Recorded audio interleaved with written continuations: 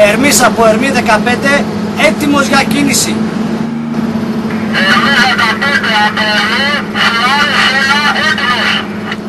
Ελήφθη ενεργής από Ερμή 15. Το σήμα ελήφθη. Τα αντιαεροπορικά μέσα και τα τεθωρακισμένα οχήματα κινούνται κάτω από συγκεκριμένες οδηγίες. Τα στελέχη που επανδρώνουν τα οχήματα γνωρίζουν πολύ καλά το σχέδιο δράσης.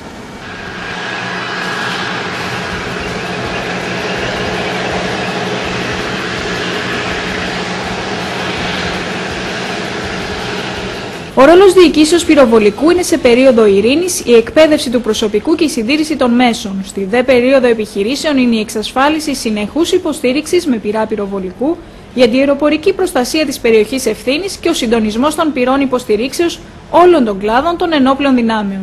Για την επίτευξη αυτών των στόχων που έχουμε θέσει απαιτείται εκπαίδευση, η οποία υλοποιείται σε 3 φάσεις. Στην ατομική εκπαίδευση, η οποία αφορά την ατομική εκπαίδευση του κάθε ενός ανάλογα με την ειδικότητά του, στην ομαδική εκπαίδευση σε επίπεδο στοιχείου και στη συλλογική εκπαίδευση σε επίπεδο ουλαμού και πυροβολαρχίας. Στα πλαίσια αυτής της δραστηριότητας παρακολουθήσαμε πριν από λίγο μια δραστηριότητα της αντιαεροπορικής μονάδας, η οποία είναι η πλέον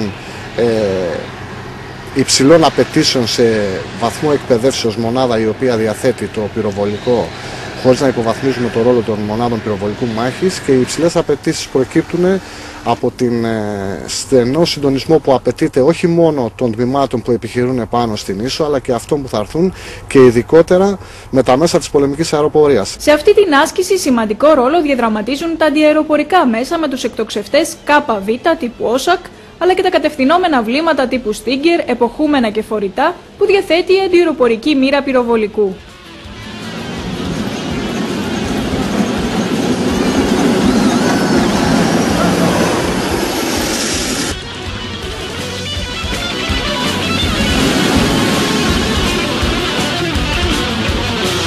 Ο σκοπός της σημερινής εκπαίδευσης είναι η και αξιολόγηση των αποτελεσμάτων ενός συστήματος αντιαεροπορικής προστασίας μιας περιοχής, η οποία βασίζεται στο συνδυασμό διάφορων όπλων υπό ένα ενιαίο σύστημα διοίκησης και ελέγχου. Η εκπαίδευση ξεκινάει σε ατομικό επίπεδο πρώτα, έπειτα περνάμε σε ομαδικό επίπεδο, όλοι μαζί στο πώς θα χειριστούν τον εκτοξευτή, και αργότερα σε πρακτικό επίπεδο, σε επίπεδο ουλαμού, ώστε να υπάρχει τριβή με το αντικείμενο και να υπάρχει άρτια εκπαίδευση. Το προσωπικό του Κέντρου Ελέγχου και Διοικήσεως μιας περιοχής εκπαιδεύεται στη λήψη εντολών έγκυρου προειδοποιήσεως και στον έλεγχο των όπλων που αυτό διοικεί. Αντίστοιχα, το προσωπικό των αντιαεροπορικών μέσων εκπαιδεύεται στη λήψη και εκτέλεση αυτών των διαταγών, στην αποκάλυψη, εμπλοκή και καταστροφή των εχθρικών στόχων και στην ετοιμότητα των όπλων ώστε να είναι διαθέσιμα συνεχώς.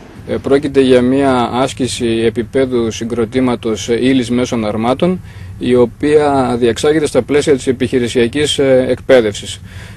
Διεξάγεται με συχνότητα περίπου 1 φορά το μήνα και περιλαμβάνει την έκδοση διαταγής της επιλαρχίας προς το συγκρότημα της ύλης, το οποίο βρίσκεται προειδεασμένο για την αποστολή του σε κάποιον χώρο συγκεντρώσεως. Στη συνέχεια την κίνηση του συγκροτήματος ύλης με τακτική φάλαγγα, ώστε να αντιμετωπίσει πιθανές εχθρικές ενέργειες που θα έχουν σκοπό να εμποδίσουν ή να επιβραδύνουν την κίνησή του προς την εξάλειψη του αεροπρογεφυρώματος, και στη συνέχεια περιλαμβάνει την φάση της εφόδου προς τον αντικειμενικό σκοπό, με σκοπό την καταστροφή του εχθρού και την εξάλειψη του αεροπρογεφυρώματος.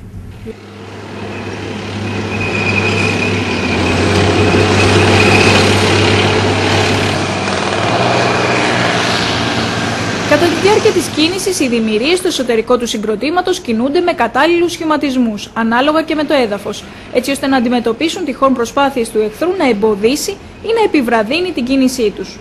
Το σενάριο της άσκησης που παρακολουθούμε έχει οργανωθεί έτσι ώστε κάθε πιθανή εκδοχή να μπορεί να εξομοιωθεί και να αντιμετωπιστεί. Αποστολή μας είναι η περισυλλογή και επισκευή κάθε βεβλαμένου άρματος ασκούμενης ύλης. Αυτή τη στιγμή παρακολουθήσαμε μια περισυλλογή του βεβλαμένου άρματος, όπου το ρημουλκίσαμε και το περισυλλέξαμε σε φύλλιο χώρο. Φυσικά η ρεαλιστικότητα είναι ένας κύριος παράγων των ασκήσεων που διεξάγουμε στο συγκεκριμένο πεδίο ασκήσεων, το οποίο μας επιτρέπει να διεξάγουμε ασκήσεις σε επίπεδου ουλαμού και ύλης αρμάτων.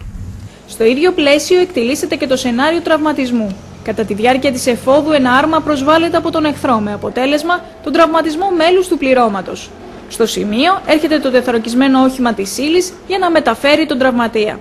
Σε καιρό πολέμου, όπως και το σενάριο το οποίο κάναμε σήμερα, η Δημηρία Υγειονομικού έχει ως στόχο το να στήσει τον σταθμό πρώτων βοηθειών, το οποίο στόχος είναι να παρέχει τις πρώτες βοήθειες σε καιρό πολέμου, να έρχονται οι τραυματίες και να τους παράσχονται οι πρώτες βοήθειες έτσι ώστε να σταθεροποιηθούν, να κινητοποιηθούν, να γίνει η ανάταξη των ζωτικών σημείων και από εκεί και πέρα σταθερή, είτε να οδηγηθούν προς τη διαλογή σε ανώτερη υγειονομική μονάδα, είτε αν ο γιατρός κρίνει ότι δεν είναι κάτι τόσο σοβαρό, να επιστρέψουν στο πεδίο της μάχης. Η πολυπλοκότητα και ο συντονισμός που απαιτείται για μια τέτοια εκπαίδευση είναι μεγάλος. Γι' αυτό και πολύ συχνά πραγματοποιούνται τέτοιες ασκήσεις.